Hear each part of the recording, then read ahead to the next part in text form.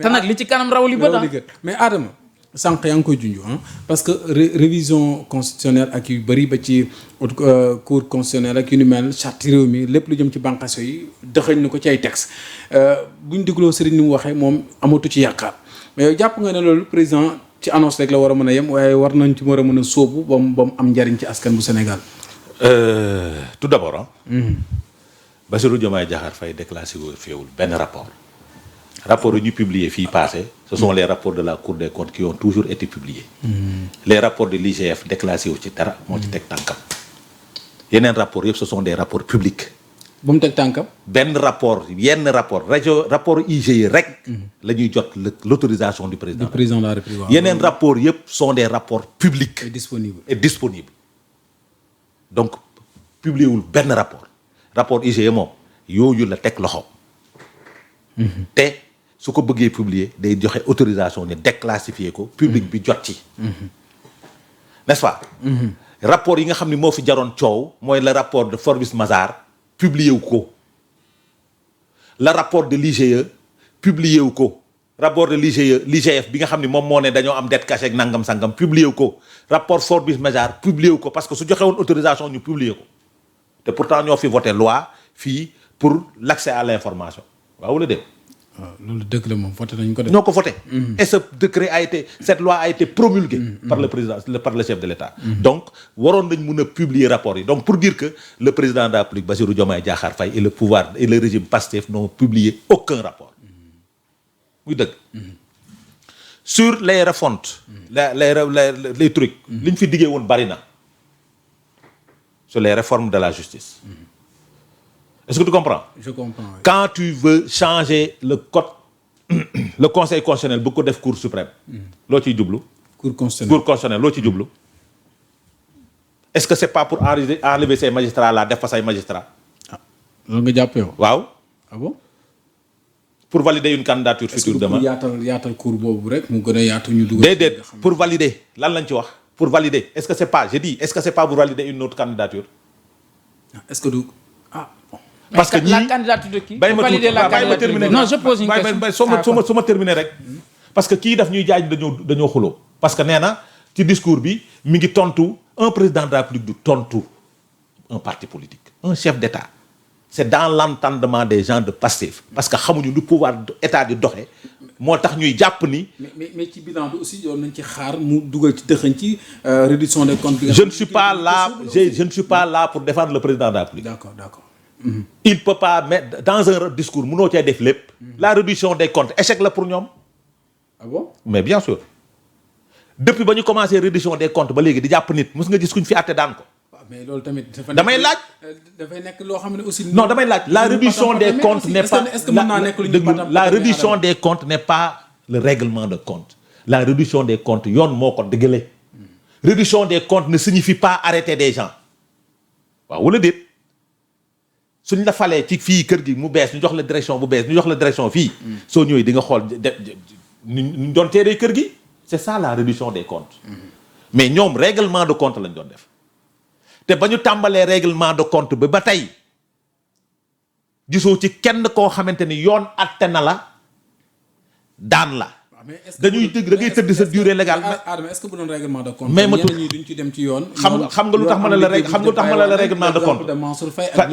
voilà jëm ak yow. dama la bëgg wax ne est-ce que loolu mën nañ ko duppee règlement de compte. tey may jëm xam nga lu tax ma ne la règlement de compte la xam nga lu tax ma ne la règlement de compte la.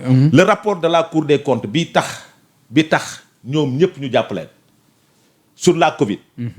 musul citer un ministre de la République dans le rapport de la Cour des comptes.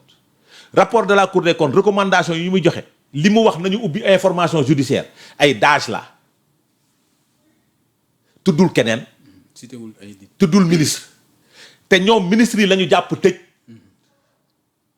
fi mu ne nii pour Mansour Faye ñi on tend tout droit vers un non-lieu te waxoon na leen ko démb ak barke démb pour Moustapha Diop on tend tout droit vers un non-lieu mbirum Covid c'est classé fi mu ne nii ñu ubbiwaat dossier pour Tabaski Ngom parce que li ñu ko doon toppee lépp dafa furaas pour Sophie Gladima anum ñibbiwul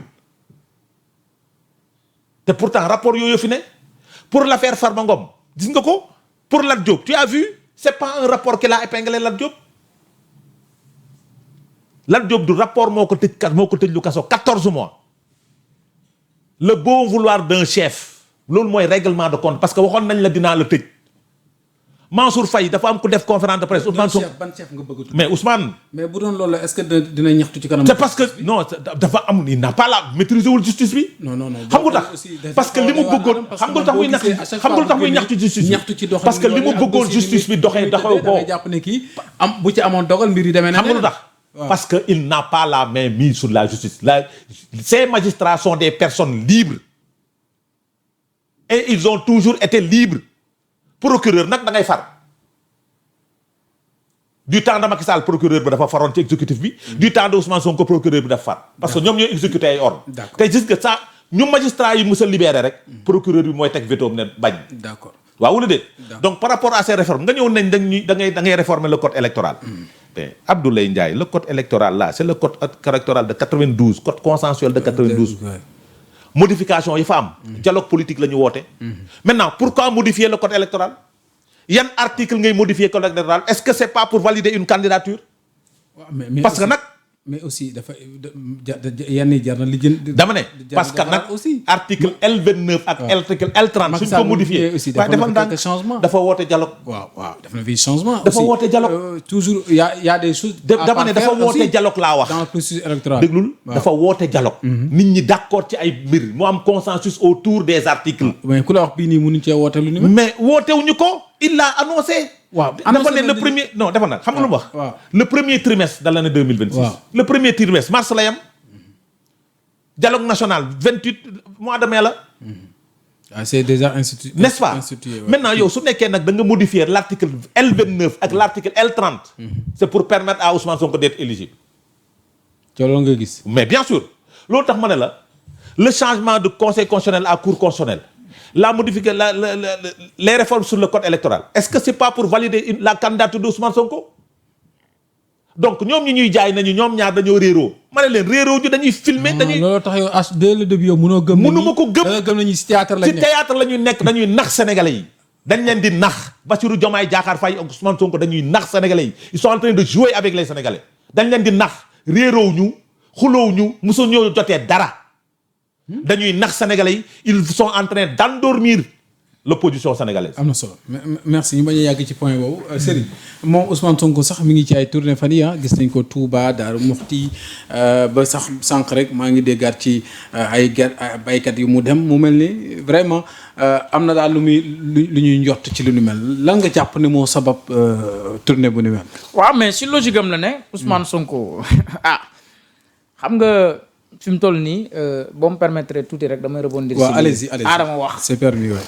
parce que dafa am solo te dafa dugg ci ay points yoo xamante ni pratiquement il ne le maîtrise pas. wax waaw parce que xam nga c'est-à-dire le président de la République bu mu nii dañu échec ci reddition des comptes non échec guñ ci beneen bi ñi nga fi tudd ñëpp mais ay rapport leen tudd. tudd leen dama ne ay rapport waaw d'accord même Moustapha Diop rapport tudd ko d'accord Sophie Glédéma rapport tudd ko Lat Diop rapport tudd ko Adama même rek ma daaneel ministère yi ñu nekkoon rapport tudd leen waaw dama taxaw ma ñëw d'accord dafa ndànk rek xam nga tey Adama tamit problème des rapport tudd leen taxawal borom kër gi non xaaral ma ñëw même ma ñëw ki def rapport bi ku leen def loo dama ne ki def rapport bi waaw dama ne non ña def ku leen def loo la précision elle est importante ña def ku leen def loo déglul déet ña def ku leen def loo dama lay préciser rek xam nga man. waaw mais Adama non man kat man maa doon wax non man kat maa doon wax nag. waxal non dama laa laaj. waaw da nga ne ay daas. xam nga lii mooy bu ma laaj. xam nga lii mooy. bu ma laaj. soo paree man ma tontu la. xam nga lii mooy man laajuma la woon de yow yaa ma laaj.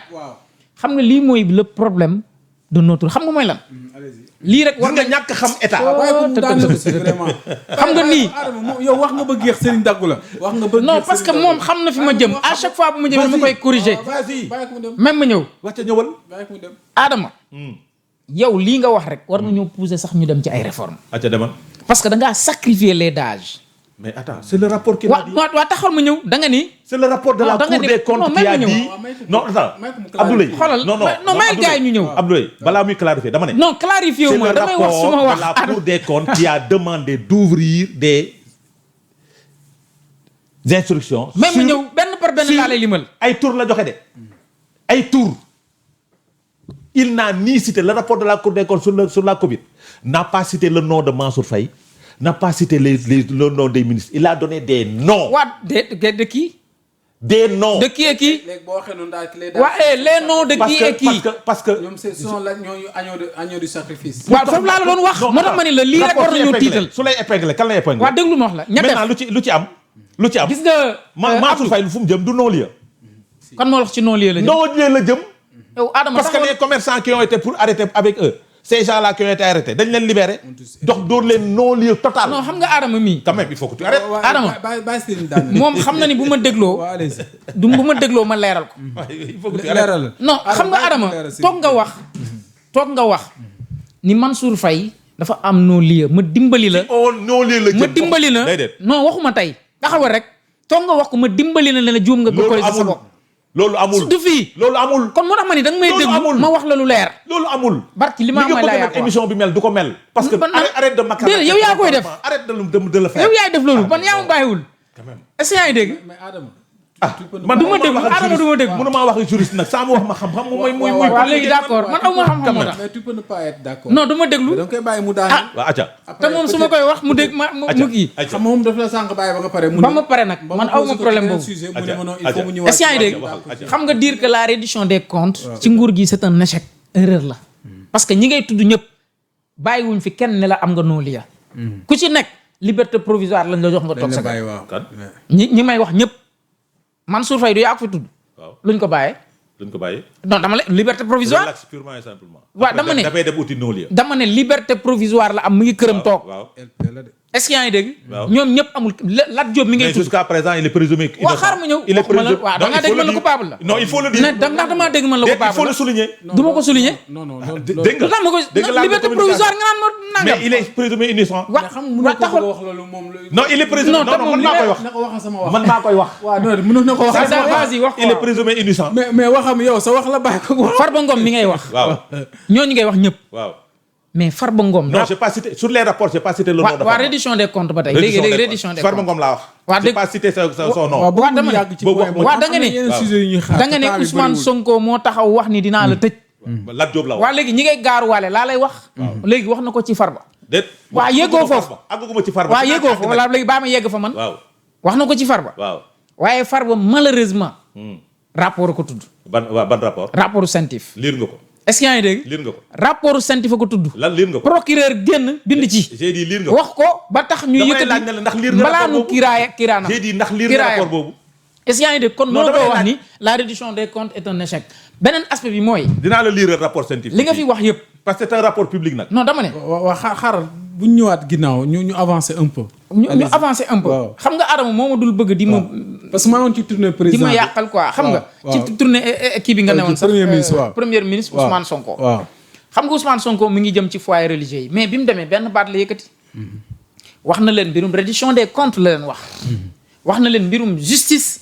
wax na leen itam mbirum contexte économique bi nga xamante ni Sénégal moom lay traversé. man pour man Ousmane Sonko il est en train de prendre ses devants. par rapport éventuellement ak li nar a am ëllëg.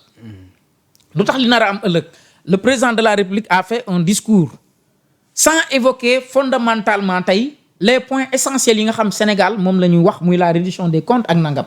waxu ko Sonko mi ngi dem def na après 2 jours defe naa si je ne me trompe pas après Passy wax na ci loolu.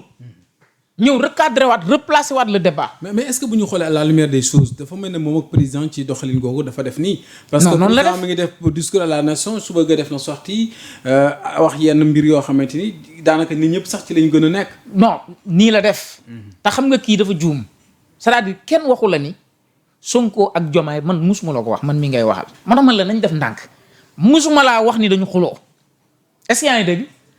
da ngeen di jaawale xuloo ak ay point de vue yu wute Sonko moo la njëkk a taxaw wax ni am na point de vue am nañ ay divergence ci ay point de vue politique wax na la ko mais institutionnellement parlant barki Dembo Ndiaye même bi muy taxaw sax Passy di wax na ba tudd président de la République le président Diomaye bi muy def discours am loolu da nga ko mës a gis wala c'est très rare nga gis ko un président de la République bu taxaw saluer et féliciter son premier ministre. c'est pas la première. def na ko. il l'a fait N fois. waaw dama ne Bassirou Diomaye Faye def na ko N fois. waaw dama ne Diomaye def na loolu wan man ci président yi fi jóge laa la wax keroog dugg leen. waaw moo tax ma ni la man xuloo bi nga may wax ni dafa am seen diggante